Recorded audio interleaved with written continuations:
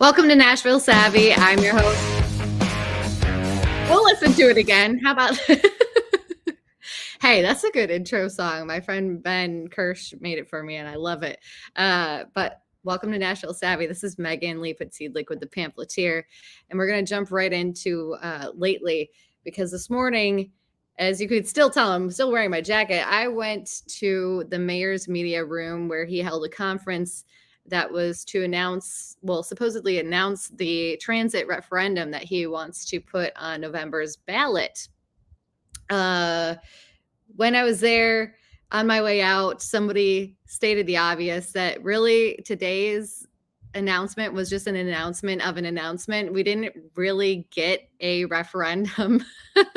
We got instead the outlines of a planning process in which at the end there will be a referendum, a template for a referendum that will be on the November ballot for you to vote on. Now, this is reminiscent of the 2018 transit referendum that Megan Barry, former mayor, brought forward. It's not the same, though. This isn't going to look the same.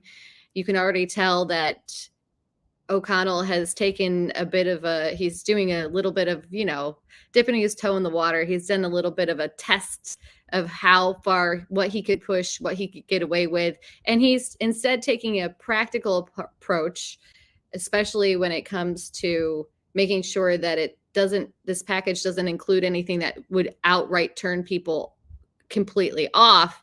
And his strategy is very reminiscent of something that Cooper did when he was rolling out the Titan Stadium deal, meaning that he is, whether it be, I don't know how much of this plan he has in mind already laid out. He has been referring to NDOT and the MTA and some of those people as far as what we can see, what would be good things to do in this referendum, what the budget looks like, where the money could possibly come from.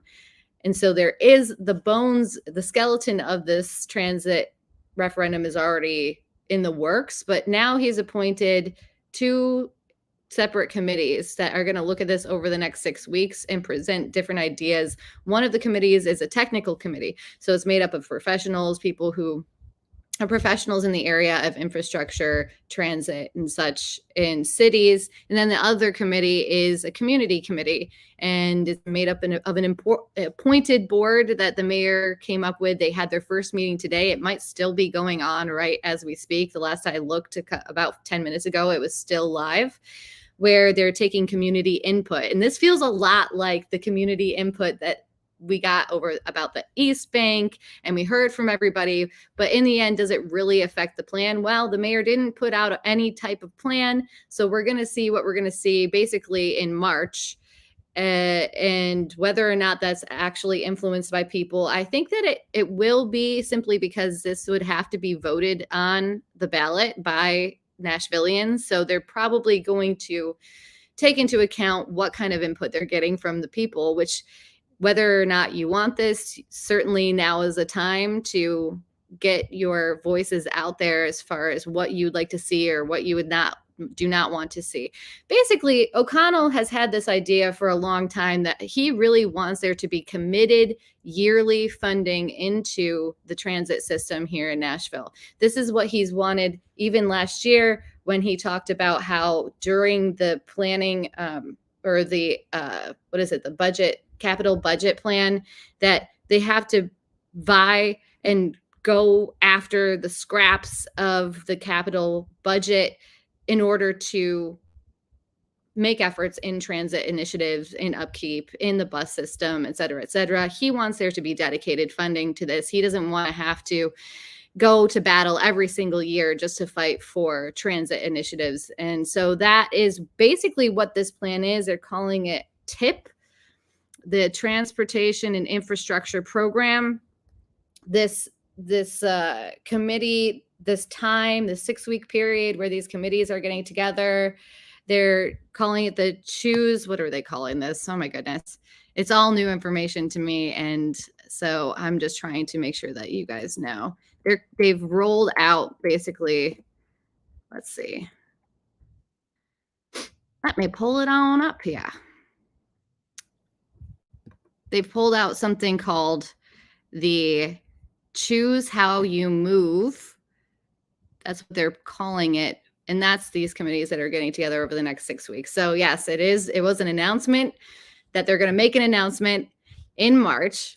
In the in-between time, they're going to be looking at all these options. Now, they're going to be talking about sidewalks. They're going to be talking about bus upkeep. They're going to be talking about things that are way more practical than the Megan Barry dig a tunnel underneath the city plan.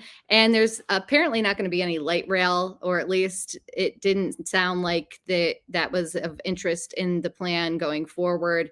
It's just some practical stuff as far as traffic calming, signaling, safety, upkeep of the bus fleets. It was very clear that based off the information that the mayor has, that he is convinced that this is something that public transportation is something that people really want. That's what the impression I got from him during the entire press conference, is that he's looking at data, he's looking at ridership, he's looking at popularity, and he thinks that this is something that people really, really want in this city. Of course, we hear voices opposing transit, we hear voices pro transit. You have this YIMBY versus NIMBY dynamic when it comes to density in cities, walkability, bikeability, et cetera, et cetera. So we're going to continue to hear from the loudest voices in Nashville, and hopefully also in the communities. He did express that they would try to go to different community board meetings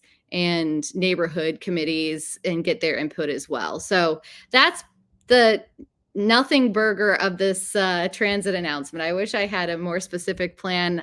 He wouldn't name he wouldn't give a price tag to it. So it sounds like it's going to be between $2 and $3 billion. He definitely said that it's going to be a B, but he would not give Steve Cavendish over at the Banner anything else besides that. He is looking into some state funding. There is the impact fee or act that they have can potentially be helpful when funding this transit initiative. Also some federal grant matching and such. So there will be avenues for revenue when it comes to whatever this plan is. And he wanted to assure everybody that, yes, it's going to have a B at the end of it, but that it's going to be over a 30-year period. He obviously has felt the pressure of people worried about taxes being raised, that this is costing them money and doesn't give them benefit. And you already hear in his rhetoric, in his speech, that he is weary of that and wants to clarify that this is a long-term plan. So we'll see what happens with this. It's already been interesting online, and it's already been interesting amongst the press where this is going to land and if it's going to land. Now, he did take a jab. He took a couple jabs at Megan Barry simply because some of her plan, in his mind, it did not answer the actual desires of the public, that it was kind of this pie in the sky.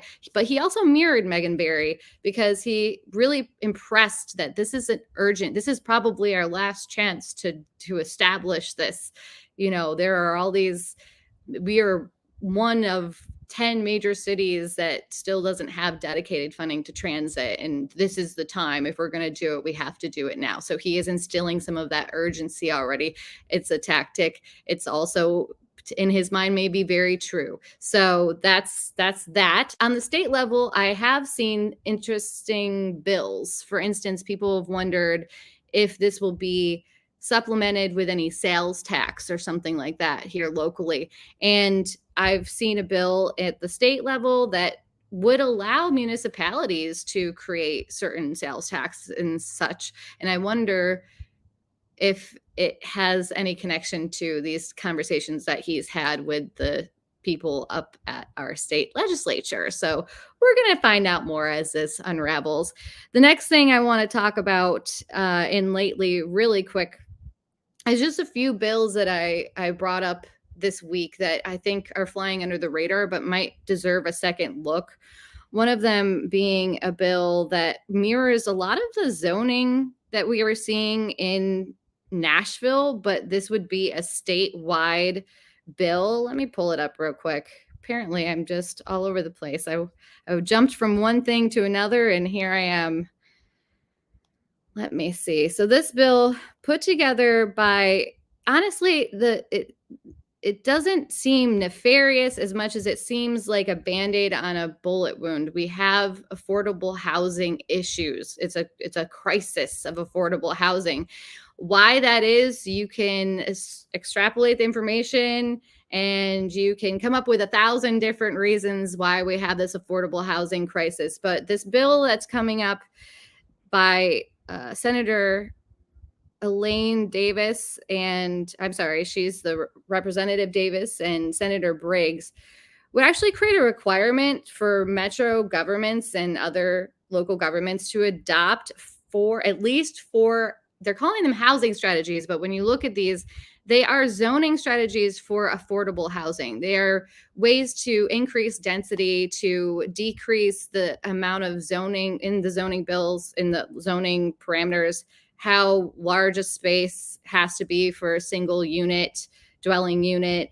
It encourages things like tiny homes, duplexes, triplexes, fourplexes. I didn't even know there was a fourplex. So it's all of these types of affordable housing initiatives that obviously would create more of these smaller dwelling units, more density. And that's an interesting bill that it would require it for all of these municipalities to include these 4 strategies in their zoning. Why it would have to come from the state level? Well, clearly these two sponsors are from Knoxville. It must be an issue in Knoxville. It's something that they are trying to address because their constituents are bringing it up. But again, the question remains, should that come from a state level? Should it come from this type of larger overreach, or should it be a local decision about zoning plans? Here in Nashville, we're seeing the local decisions about zoning plans, and that is because we have a very specific council. They have very specific initiatives. They want the city to look and function in a certain way, and so they are incentivizing zoning changes that would bring forth certain things. They talk about affordability. They talk about gentrification. They're trying to do different things with the policy making. They're socially engineering at the same time as they're rezoning the area, and that's what we've been seeing here in Nashville. But we should really pay attention to that bill. Of course, I've talked about the autopsy bill that keeps coming back. This was one that was brought up during the special session. It would make changes to the ability to release certain information from the local government that there's an autopsy. So it's not going to change anything. Right now, it's not in public view to see the autopsies done at the state level and stuff like that. And it's not in the public domain for those types of investigations, but on the local level, on the county level, some of that information is available to be requested for public view.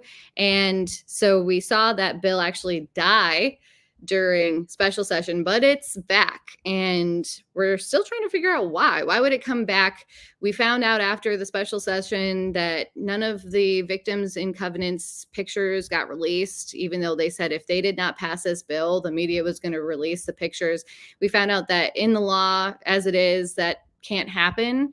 Even the autopsies can't be released without redacted names. So that's actually not a worry. So why would the autopsy bill come back? Still asking that question, still don't have an answer.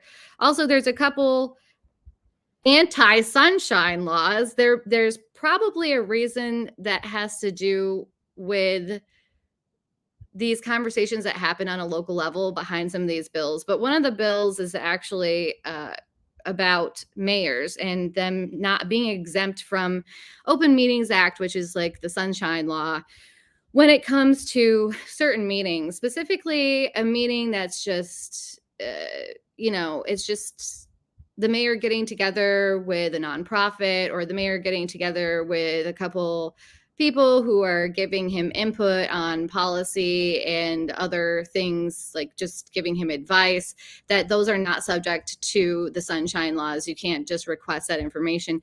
I'm assuming this has to do with, if every time you get together with a group of a few people, is that subject to the Open Meetings Act? And so they want to codify against that. I find that laws trying to quash transparency are never good. So I am against anything that is not for, I mean, we have enough of a hard time over here as a local media outlet to get information, even through FOIA, simply because if you don't know exactly what you're looking for, it's hard to get any of that information. So I don't really understand this, but mirroring that sentiment, there's another bill that would also exempt the Tourist Development Commission from releasing certain sensitive information for up to 10 years. And so what is sensitive information? Well, apparently the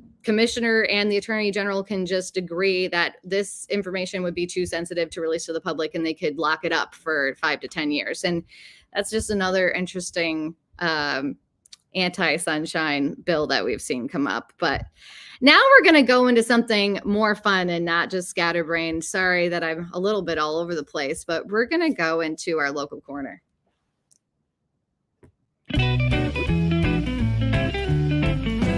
Local corner.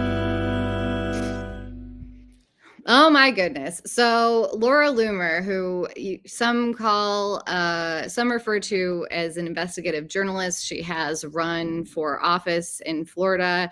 She also can come off as a shock jock, pro-Trump activist. She called out our very own Senator Frank Nicely this week. And when I say call out, she went on Twitter calling Nicely a anti-Trump rhino because of this bill that she says would ban presidential electors from the state of Tennessee from casting a vote in any presidential or vice presidential candidate whose eligibility of office is in question or in doubt at the time of the vote. She claims that basically this was put forward to ban President Trump from the ballot and that it had to be removed immediately. The bill was, this is what she says, the bill was introduced by a Republican as communist secretaries of state across the country are trying to remove Donald Trump from the ballot. Well, I'm going to also pull up another bill that our friend in the legislature, Frank Nicely, put up last year. This was a bill where he actually wanted to rename a state or a street in Nashville, President Donald Trump Boulevard. This man is not an anti-Trumper. In fact, both of the gentlemen on this bill, Bud Halsey, who is the rep, and Senator Nicely, are pro-Trump guys. And it sounds to me, based off of some of the replies and some of the information I've got from speaking to people who are around Nicely, that this bill, it wasn't actually his bill. It was Halsey's bill originally. And the intent of this bill was to prevent people who were not U.S. citizens from being able to be on a ballot. It's really aimed, if we're going to go backwards in time, remembering, the questions about Barack Obama and his citizenship. And even, there was also some conversation about maybe this would be about Nikki Haley and her citizenship. It was really the intent of the bill was apparently to make sure that it's only U.S. citizens who end up on the ballot for election. But that didn't stop Loomer, who, again, not to go out full attack against Loomer, but she does claim to be an investigative journalist. It only takes a quick Google search to see how the left think about someone like Frank Nicely, who is very pro-gun, pro-agriculture, pro-liberty, individual liberties in the state, and clearly pro-Trump. That being said, Nicely has retracted the bill, so Loomer can take her victory lap. They pulled the bill, saying that if there's any language in it that for unintended reasons would put into question whether or not Trump would be on the actual ballot. Then they just wanted to pull it anyways. And so he pulled it. And so there's Loomer's victory lap. She did go on a local radio show yesterday, Michael Patrick Leahy's Tennessee Star Report. She was on there and chatted with him.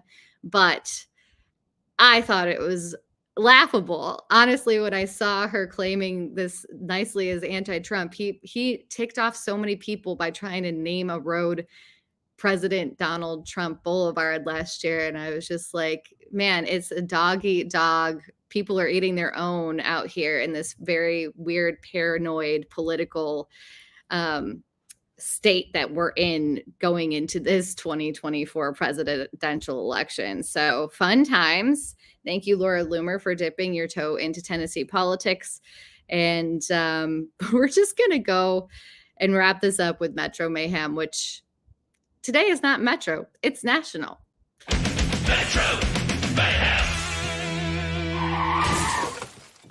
So immediately, I didn't watch the Super Bowl. I was actually watching a bunch of documentaries about ancient Rome and eating some chips and queso from my local Mexican restaurant. But I did at the very, very end happen to be scrolling on Instagram and saw that post that was put up by President Biden's camp with the red eyes. At first, I thought it was some type of joke post. I didn't think it was his actual account. I thought it might be one of those like joke accounts. And then I realized like, no, this is the official account that this picture is up there. And I just wanted to talk about this, not because I know everybody's talked about it, but I wanted to talk about the messaging here because this is a obvious messaging strategy. And you can call it savvy and you could call it uncouth. You could call it demonic.